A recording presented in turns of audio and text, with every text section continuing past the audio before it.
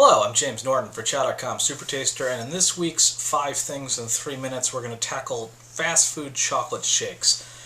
I evaluated them on 3 really rough criteria. Remember, we got to hustle here. Number 1, was it thick or not? Number 2, parts per million chocolate, where 1 million is just a chocolate bar that's been melted and 0 is like soap or rice or something. Probably more is better. And then a subjective overall letter grade, just like you used to get in school. I'm going to go in order of cost of shake from least to most. We'll start out with Wendy's. The hyper-thick Wendy's Chocolate Frosty packed a chocolate parts per million level of about 10,000, which is just above the threshold of human perception.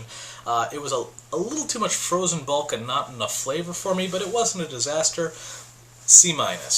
My lifelong contempt for Dairy Queen melted away somewhat when I laid lips on this hyper-thick shake with a perceptible but not overpowering 25,000 parts per million chocolate.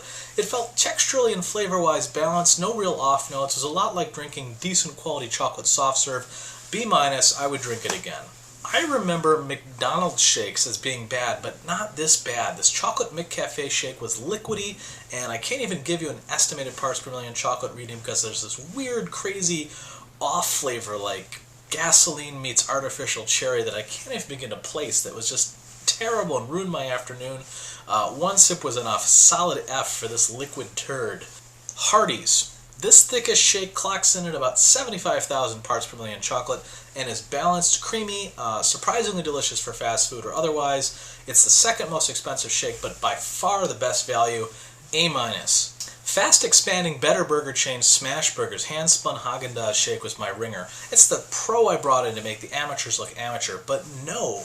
While thickish and presented in an old-school glass cup, metal cup duo, it had an unleaded gasoline aftertaste that was present in 2 consecutive visits. Actually, I went back, it was so weird. And it was weirdly over-milky texture-wise. Grade D, would not drink again. So what are the lessons here? 1, a little bit of chocolate goes a long way in a shake. You don't need a lot to make for a tasty beverage. 2, there's absolutely no relationship between cost and value when it comes to milkshakes. Dairy Queen was pretty good and it was the cheapest. Hardee's was the second most expensive and was amazing. Smashburger is the priciest, terrible. No relationship there. And finally, Hardee's with a bullet, man. That's where I'm getting my fast food shakes from here on in. For Chow.com Supertaster, thanks for watching us. Subscribe to my channel, and I will see you tomorrow with more food.